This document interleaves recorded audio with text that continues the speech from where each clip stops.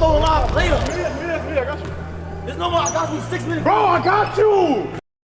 I've been telling you I got you the whole day. And you ain't get me yet. Sometimes you lose the game not because you didn't perform, but simply your teammates sold. Let's take a look at some examples. We got Pishan and Rob 2v2 tag team against Nas and Bruce, and Pishan was just getting scored on. Bruce damn near crossed him, Nas was making shots, and overall Pishan was not doing that well in that game. But it happens, sometimes you are not locked in. The problem was that he refused to switch with Rob. Hey, Rob needs to check in, bro.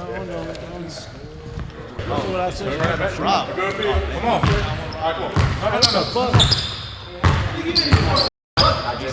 The problem here is that he kept on getting cooked. It was so bad that Rob had to switch and take Pishan's place, and Rob almost turned the tide. He was making shots from damn near half court. Crazy drives, spin moves, and all types of shit. Just watch how crazy he went. I like him starting right there.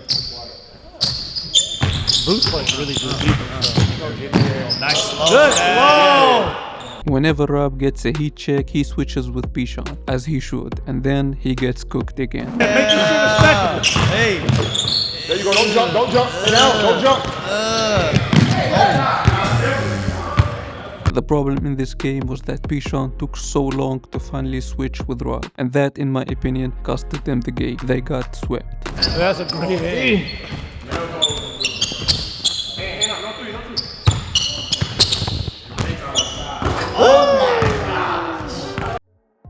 Sometimes selling the game doesn't take full effect until mid-game. Sometimes you are killing it and then your teammates get cold and just kill the energy on the court. That is exactly what happened this next matchup. Psycho, Dede and Draco were hooping against Minnesota, and right off the bat, Psycho was killing it. I mean, he was unstoppable. He would shoot his shot, brick it, run to the basket, grabs the rebound and lays the ball while being contested. Just take a look at some of his highlights. Going back to Psycho.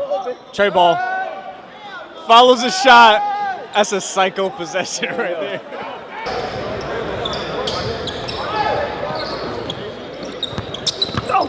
Psycho bump. They send a double and it's not enough. It's not enough. Crazy performance. Minnesota was down by 1,000 points, and I thought there is no way that they would make a comeback. Then I saw Draco airballing shots back to back.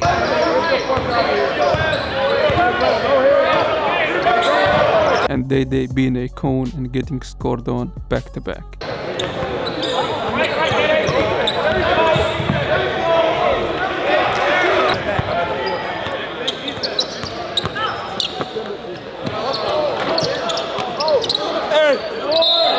At this moment, the tide shifted. Psycho went cold and the other team picked up the pace, and they not only tied the game but actually ended up winning. This might be one of the greatest comebacks on the next chapter. Had Draco and Dede played slightly better, they would have most likely won that game. They are still good players, they just let up and settled.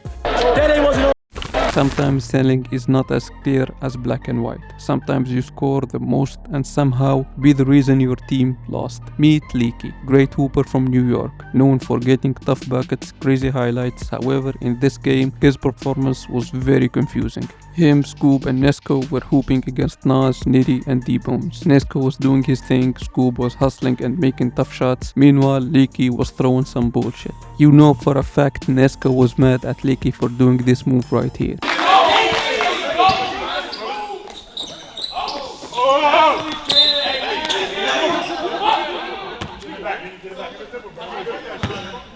His team was down and he decided to pass the ball to himself by throwing it off the backboard, ended up airballing that bitch. They ended up losing, although it was a close and competitive game. The next game, however, Leaky, Scoop and Zay teamed up together against Rob, Scotty and Fambi. This time Leaky scored the most points. However, not only he airballed the most shots, but he got scored on so many times that it damn near nullified his scoring streak. Bounce.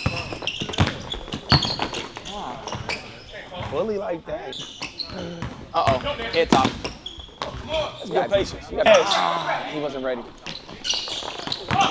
Great hooper, he just needs to get better at team play and play actual defense. There was no chemistry between him and his other teammates, and it felt like he treated everything as a 1v1 game rather than a team game.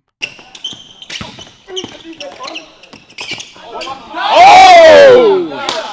Yeah. rockstar pipe dream. Yeah. They'll say it's unlikely. Weight is on my shoulders, so I take it from them lightly.